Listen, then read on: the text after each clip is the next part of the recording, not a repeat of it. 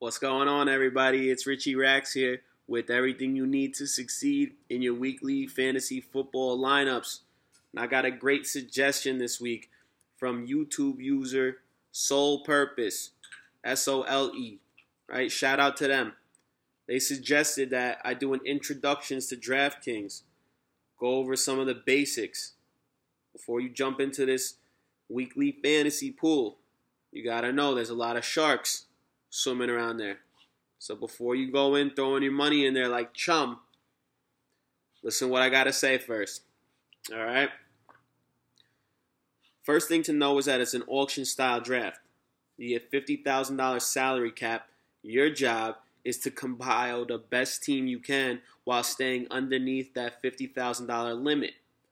The best players who perform at a high level week in and week out are going to cost you the most money, specifically wide receivers, because it is PPR format.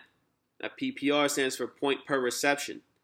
So players that have the most targets have the highest floor, right? The floor is we refer to the floor as like the base minimum of what a player is going to score on a weekly basis, okay? Now, your quarterbacks are going to range anywhere from 6,000 to 8,000 for the starters. So, to find the best value, what we're looking for is trying to play the matchups and get the most bang for our buck.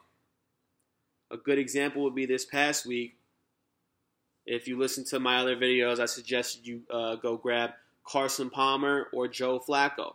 Both of them had good games, and they were in the $6,000 price range, as where Aaron Rodgers was going to cost you about $8,000.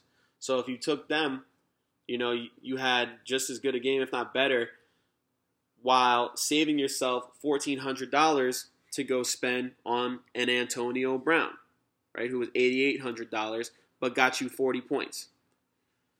Now, another good example this past week was Travis Benjamin, Cleveland Browns.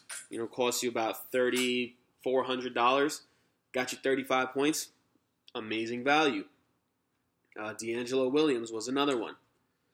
And if you look at the $1 million lineup from this past week, there's a couple big name players on there. Antonio Brown's on there, Gronkowski's on there. But, the starting quarterback was Marcus Mariota. He only got him 18 points. But you know what? He saved so much money on grabbing a Mariota that he was able to spend that extra money on a Gronk that he knew was a surefire thing. Target monster, red zone monster. So, this is what we're talking about when we're talking about finding value, right? If you grabbed Larry Fitzgerald this past week for $4,500, whatever he's going for, you got amazing value because he led all receivers. He got you 40 fantasy points. So, that's what we're trying to do here. All right, you guys?